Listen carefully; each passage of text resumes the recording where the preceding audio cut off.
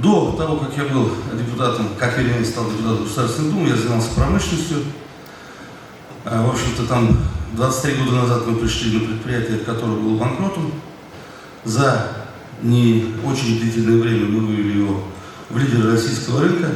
Сегодня там работает более 5000 человек. Платят несколько миллиардов налогов во все бюджеты всех уровней.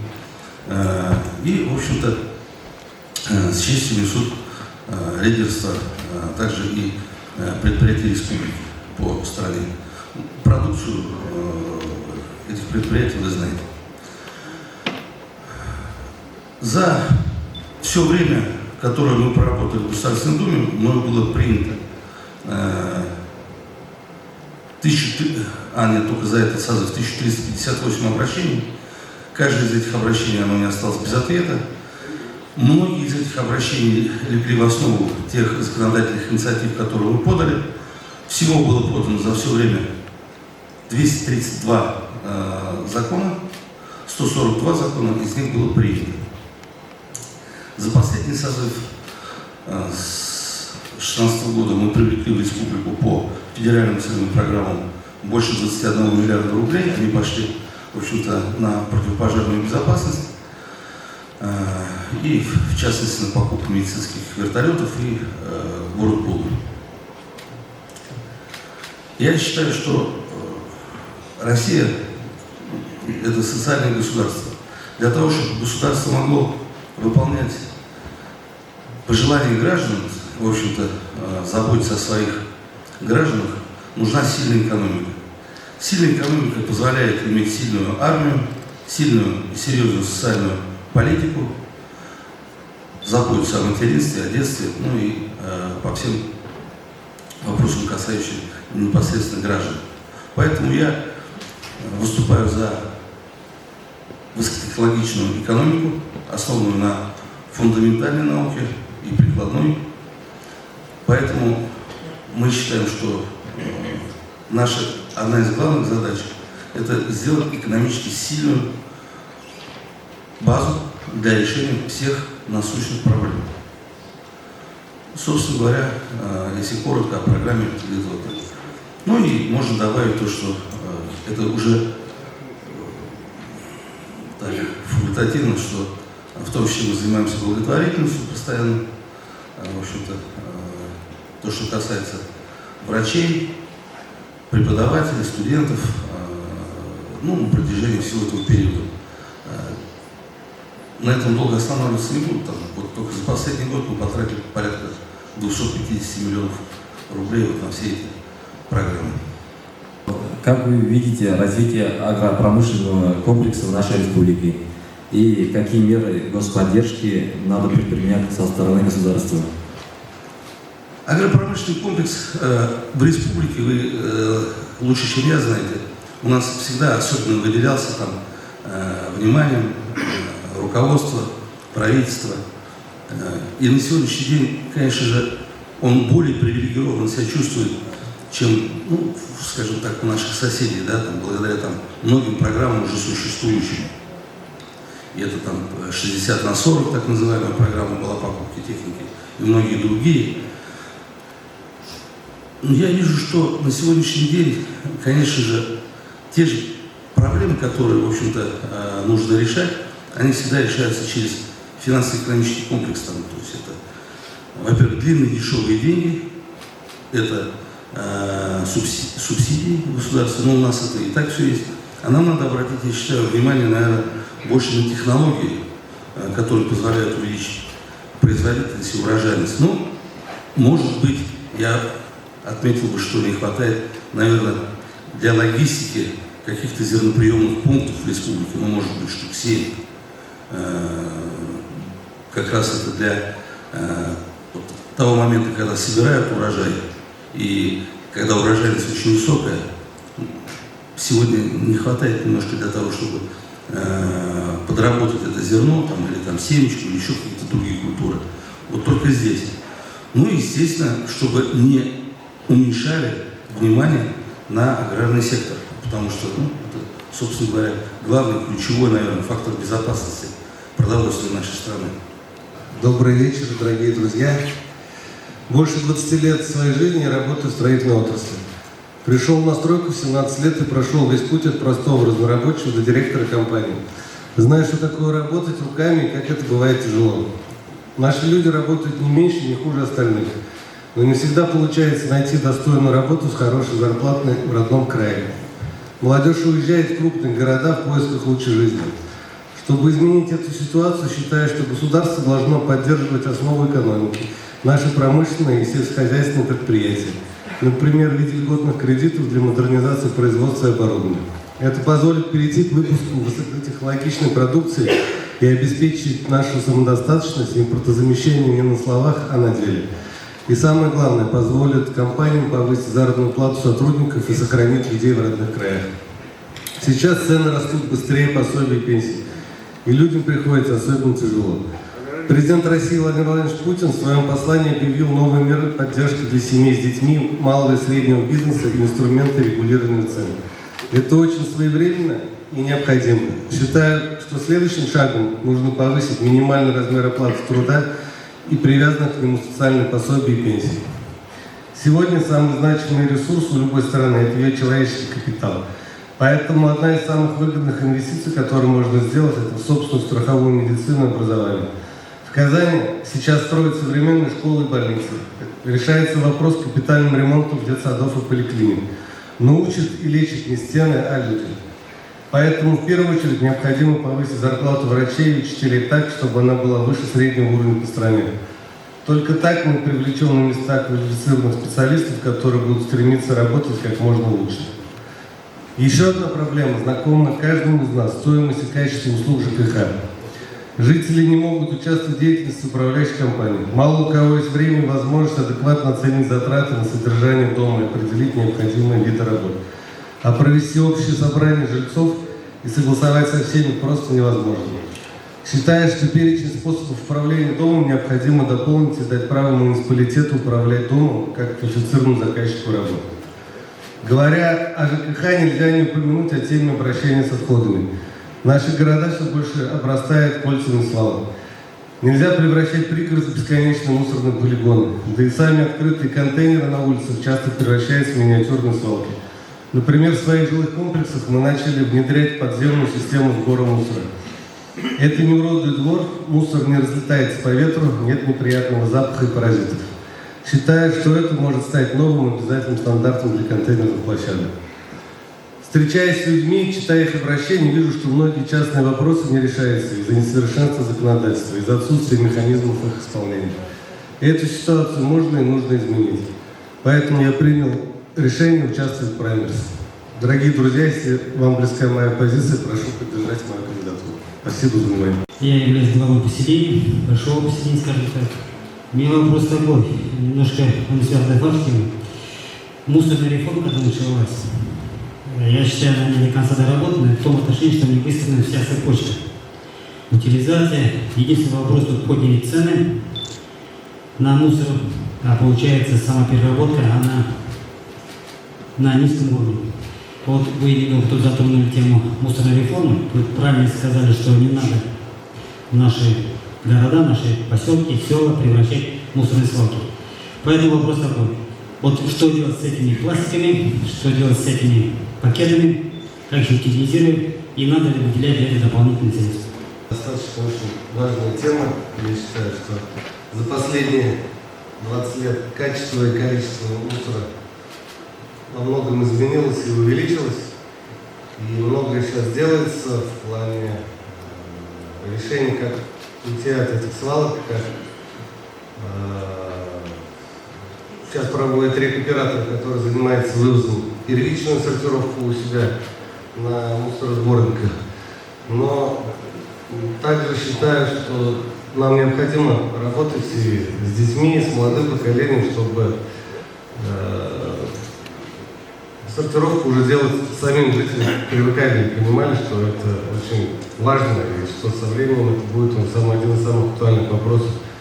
В первую очередь надо начинать с себя, своим примером, объяснять, работать с детьми, даже с детских садов, специальные программы, чтобы это довести до автоматизма, чтобы у них даже мысли не было. Ну и, конечно, повышать требования к производителям, которые сейчас используют много пластика, чтобы могли его и перерабатывать, и сортировать, это было удобно.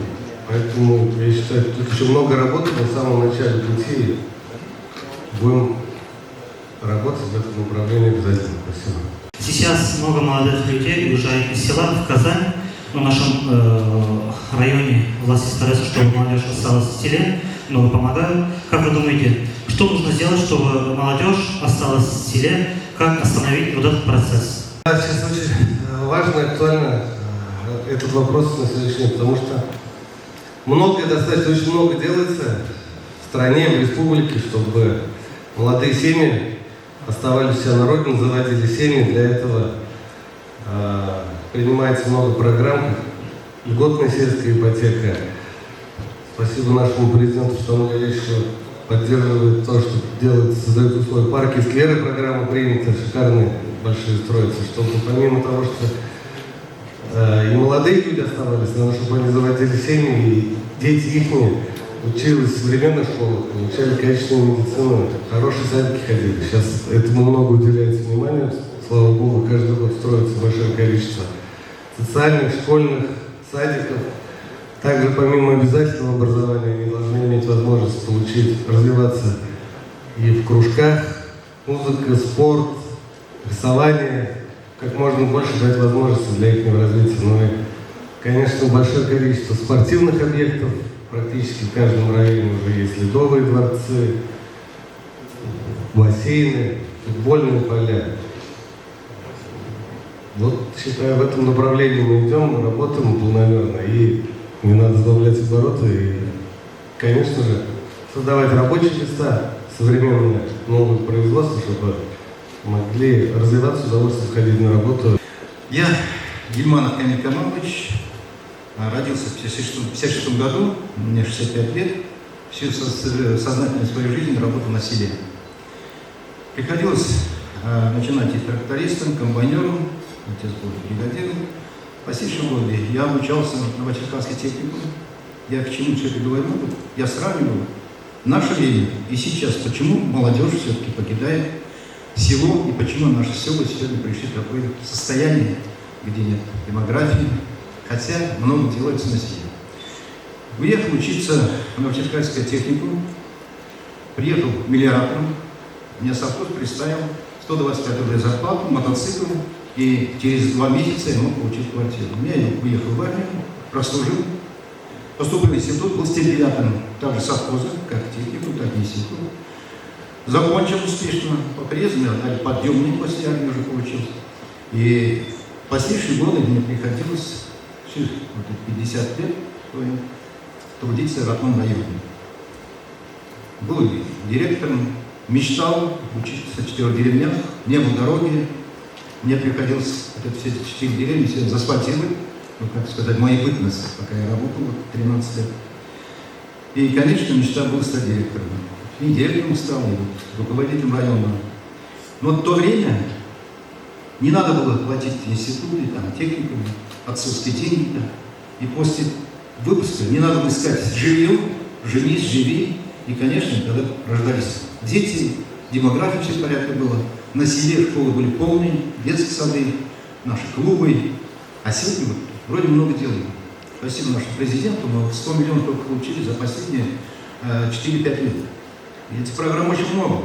Новые клубы сейчас появились, очень много сегодня детские сады, школы. Ну, детей не становится. Отток молодежи продолжается. Ну, как его остановить? Есть ряд проблем, которые сегодня. Низкие зарплаты.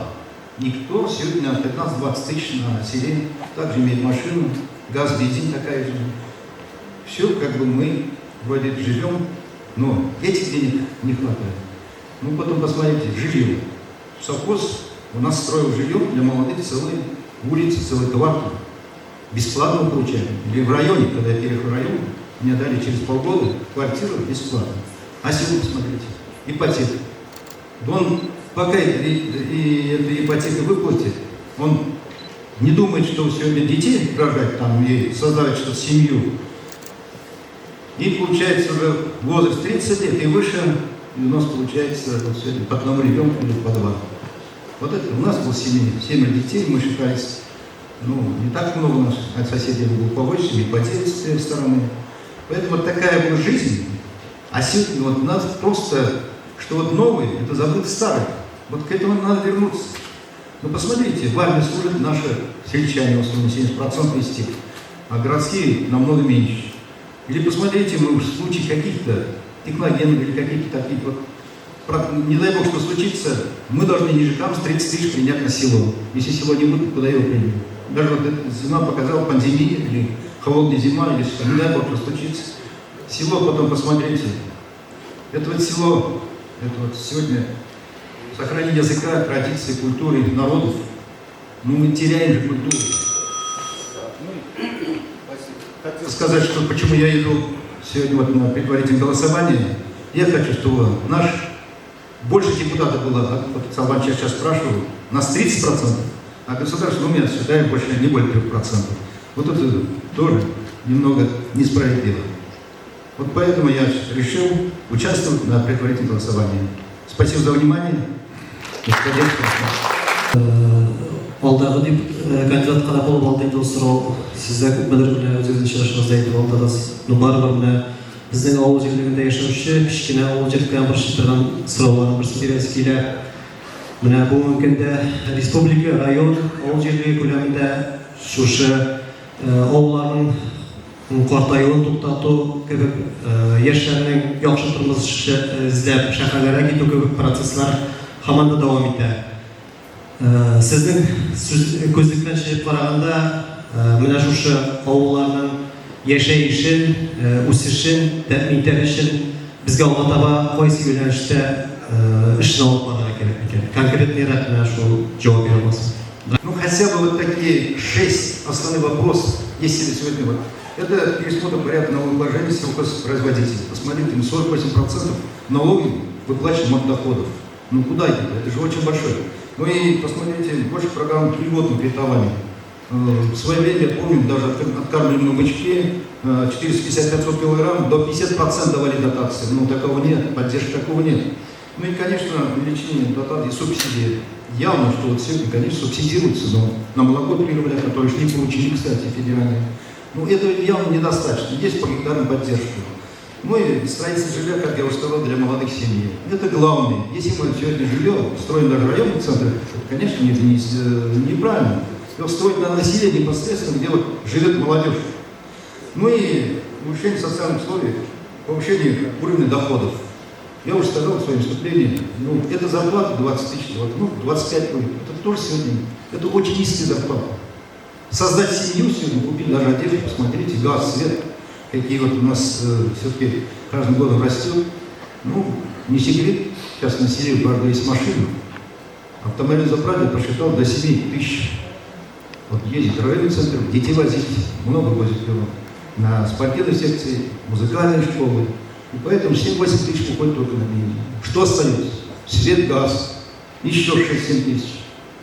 Ну, одежду покупать надо. Потом семью еще кормить надо, правда, питание. Поэтому вот эти 6 пунктов хотя бы сегодня, если бы государство поддержало, я думаю, молодежь можно привить, молодежь можно оставить на селе. А это не все еще потеряно, а завтра будет поздно. Если они не будут, как правило, кто уезжает, уже не возвращается. Поэтому сохранить надо то, что есть сегодня. Пока еще села есть крепко у нас, Ибрагина, в одном 1800, в другом 1600 человек живет. Вот такие деревни, ну пускай там малые, может быть, они некоторые уже, не будет у них там последующие как бы, там строить ничего невозможно, если там осталось 20-30 человек или там несколько дворов. Но большие, конечно, сегодня села, деревни сохранить. Здравствуйте, уважаемые жители Сабинского муниципального района. Меня зовут Сагдеева Марина Семеновна. И, конечно, сегодня волнительно мне выступать с такими прекрасными кандидатами. Это большой опыт на самом деле. Я являюсь коренным жителем Республики Татарстан. Родилась я в Рыбно-Слободском районе, выросла в городе Мамадыш, а на данный промежуток времени работаю в Казанском медицинском колледже и там же проживаю. По профессии я преподаватель химии, то есть различных направлений этого предмета. Моя общественно-политическая деятельность началась год назад. Хочу отметить, что именно общественно-политическая, потому что общественная деятельность у меня была уже со школьных лет. С первых же дней я присоединилась к волонтерскому центру партии «Единая Россия» по оказанию помощи гражданам в связи с пандемией коронавируса, который был организован при общественной приемной Дмитрия Анатольевича Медведева. И мы начали оказывать помощь. Изначально я предложила свой автомобиль для того, чтобы мы могли осуществлять доставку лекарственных препаратов, продуктов питания нашему населению. Также мы работали по оказанию психологической помощи, то есть мы отвечали на телефонные звонки. И скажу вам больше, мы даже гуляли с животными тех людей, которые находились на самоизоляции или же были с подозрением на коронавирусную инфекцию. Кроме этого, за, так скажем, мое рабочее время я помогла ребенку-инвалиду получить технические средства реабилитации. Также родителю ребенка с ограниченными возможностями помогла в закупке средств связи, так как даже телефона нету, сломался, и я помогла это организовать. Во время пандемии хочется сказать, что наша работа, конечно, заключалась большими задачами. Больше нескольких сотен выполнено мною заявок, и больше 1000 сотен мы сделали с нашей командой волонтеров, сотрудников. Безусловно, первые дни – это самые тяжелые дни для нас были, потому что мы еще не понимали, как и что мы будем делать. А заявки шли и шли. Я очень рада, что мы смогли с волонтерами, которые с нами работали, справиться с этим. Хочу сказать, что волонтерский центр продолжает работу по сей день, и я активно принимаю в этом участие. Почему же я решила пойти на предварительное голосование? Во-первых, это моя гражданская позиция. Во-вторых, для себя я приняла решение, что у меня есть огромное желание помогать людям и быть полезной нашему обществу. Ну и, конечно, у меня есть ряд инициатив, которые я хотела бы реализовать во благо нашего населения. Это и вопросы студенчества, волонтерства и, конечно же, социальные аспекты. Первый момент – это увеличение стипендий для студентов средних профессиональных образовательных учреждений, потому что сейчас стипендии чуть более 600 рублей составляют. Сохранение исторической памяти. Война не окончена, пока не похоронен последний солдат. И я буквально недавно нашла своего прадедушку, где он захоронен. Он был без вести пропавшим столько лет. Мы его нашли. И теперь моя задача заключается в том, чтобы установили обелиск в Тверской области с его именем. Не могла обойти стороной проблему получения технических средств реабилитации людей с ограниченными возможностями. Как человек, который работает в области медицины, педагогики, здесь я особое внимание хочу уделить именно этой категории граждан. И мы вас всех ждем с 24 по 30 мая на голосование. Меня зовут Сагдиева Марина Семеновна. Голосуйте. Как сделать так, чтобы рабочие профессии стали популярны среди молодежи? Спасибо за вопрос. На самом деле рабочие профессии – это же не что-то новое сейчас в наше время, да, и у нас новое направление оно взяло. И, конечно, что нужно сделать для того, чтобы популяризировать их? Во-первых, создать имидж рабочих профессий. Через средства массовой информации, да, это минимум, что можно сделать, да, максимум это, например, через, сейчас сформулирую, да, все-таки имидж создается через показ имиджа рабочих профессий. Например, в Казани это хорошо делается. У нас проходили чемпионаты и проходят, да, WorldSkills Russia, на которых показываются рабочие профессии. Говорить о рабочих профессиях это ведь не так, вот просто ты сказал, да вот, приходите, слесарь, сварщик, это так интересно. Я сама посетила на самом деле Казань Экспо и была удивлена, насколько здорово, оказывается, сварщики могут работать. И мне стало интересно. Думаю, ну как это, да? Вот сварка, такое интересное мероприятие, казалось бы. И я попробовала, вы знаете, мне нравится. На сегодняшний день я, например, изготовила прибор, который может измельчать землю. Я за то, чтобы, например, вернуть учебно-производственные комбинаты. Почему? Потому что, например, когда я в школе училась, я сразу получила водителя категории Б и С, соответственно, на данный момент у меня 6 категорий, но мопед уж не будем считать. Вот, 6 категорий, я уже вышла, естественно, с этой профессии. И, соответственно, я училась 2 года для того, чтобы получить эту профессию. Могу собирать автомобили, разбирать, да, но опять-таки будем говорить о том, что это отечественные, да, в наши какие-то иномарки, конечно, лучше не лезть. Вот, соответственно, это и есть организация как раз-таки и возврат УПК, и имидж рабочей профессии. И, конечно же, у рабочих должны быть достойные зарплаты, потому что этот труд, он достаточно серьезный. И плюс к этому хочу еще отметить один фактор. Ведь во многих рабочих профессиях вредность заменили денежным эквивалентом. А денежный эквивалент не такой-то и большой. А вредность она приносила что? Это какие-то дотации и плюс ранний выход на пенсию. Поэтому было бы здорово, если бы наше правительство разработало бы это, и если я стану кандидатом, я попробую эти инициативы продвигать. Спасибо.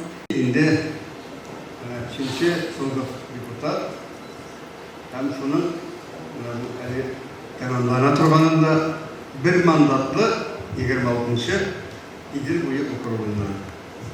Azanlarında vakit tutan İdil boyu rayonunda hem anlarıydı, yalanlar illi gerileri beklediğimiz bir tutaklar. İlgiratliler Sagavşlar sana Bayış rayonu, Lavak Bistesi, Amadır, Alabuğa, Kukmara, Altaş hem Sabah rayonları.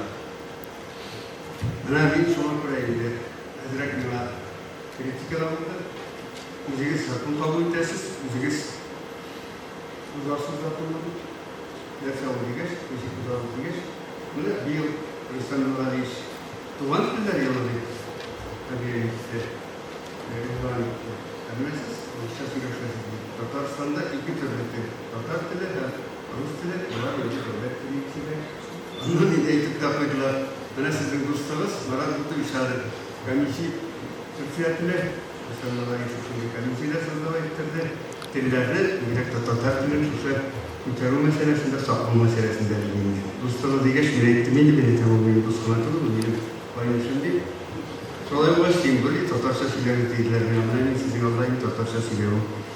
Hem işleyen işlerimizin aşağı düzeyinde bu örnektra zakonlar kavlutu bu inşallah. Yine ekolojik yönetimde baştan değil hem 2 sorular, 2 şapırmışta nefretler arasında kulüyken onlara zaten bu ekoloji boyunca orman kullanımlarındaki bütün tabiat resursların tamamen rezultatı beklediğimiz sabah orman kullanımında birdenbir olayında bu şalan etkende seleksiyonlu Seminavoyski Center para bu birdenbir bütün Rusya'ya bizim uzaklarında bu vakitte bir inisiyatif ulaşanlar engellemektedir. Ondan sonra yine Kazan'da hazır 2 Granitsa'da işletken edemeyin bu ülkeler operasyonunda İranların ikinci İran'lılar bitirdi Kristatyoncu'yla. İnde başkalarının operasyonu yapmışı Senet olan bulmuna rahmet yolsanızı atlatırız. Bunda bizim Reis Nurhaniş'te Birinci Valisi'den bir işletmeci belgenden sonra kullanma itibarlık menavuduzun şu şekilde rayonlara hatta rahmet Allah sabahayıştı. O kadımına bizim şehirde var idi. Kadımına şehir şu şaradaydı. Yılın başında bizim Respublika Klinik Banisinde hastahanesinde şimdi Ayşe indi operasyon sağ ve grip kleydi kanaldan dedik. Buna şu şuar işleyen işlerin anlat sonunda bunda hava kucağılığında da belirlenen kişi olmuş. Ömür boyuna benim bir ekoloji meselelerinde hava kucağılığının için çağatılan zakonlarda şuşunda ekolojik ekspertliğe falan bu. Buna organik produksiyon yetiştirilmiş şartlarında bunda eğitimli hizmetkar olarak da, profesör olarak da bu Agrar Enstitüsü'nün kafedrasında işlemin yamadan bunda bu biyoteknolojiler kafedrasıyla falan bunda bu ekoloji sistemi kurulup insanlar için здоровый пища, здоровое питание, именно шуларның içeriğinin zorlukça üstünlük kuruluşlar. Bunda kendi hizmetkar profesörler. Onlar indi bana bu eğitim bittiler bittiğinde okuz alanlarına çalışmaya gerek. Okuz alanında teknoloji hesabında gerek, bütün süreçlere gerek. Bizge kadar birinci şartta tufrak meselesinde бик артык значит карары керек. Biz o oyunlarda kuşlar bütün büyük avlular şunu bu işe var indi. Bugün de bu şatala batarya mikrofonu değil. Buna kuşlar şimdi sağlıklı fakat şimdi bir proje. Davlat Kurumusunda ekoloji boyunca işlediniz. Hem de Soğan rayonuna bir ko'p yardımlarınız bo'ldi. Bu misolga kelsak, shuni Lisbondaga qishloq o'zagida bir zo'r yordam etdingiz. Hem de shundan so'ng mening so'rovim, siz endi soylang'achda shu ishingizni davom etasizmi? Hem de kelajakda da shu ülkede ishlayacaksizmi? İtem, bunda bir kurumdan kapıyla bu meselelerde başlayan kişilerimiz de. Birincisi Ozan'da, etik anda bizim babetinde bu atar başyolu gerektiği. Şuşa Rusçalar etkende indi kanalizasyon aşısını 62 yıl boyu Şuşa'da ağa bu Volga'nın kıyındağına kış günü hatta zaten bunda Matuşin'e vatava suda kapni yılgada bu meselelerden bir görüş alıp vararız. Bir gayret güneşçimizin şarjı güftügen bu mümkündeki ekoloji ministrimiz. Bu zaten çintiller bile de şey, Moskova'da da bir yapışışlı Aleksandr Valerievich bu meselede böyle ekspertizalar uzdaydı, proyekti de buldu, başkası da buldu. Ondan sonra bizim Volga yılga meselesi, bunda bir sürü vaproslar, bir sürü sorularımız var bunda.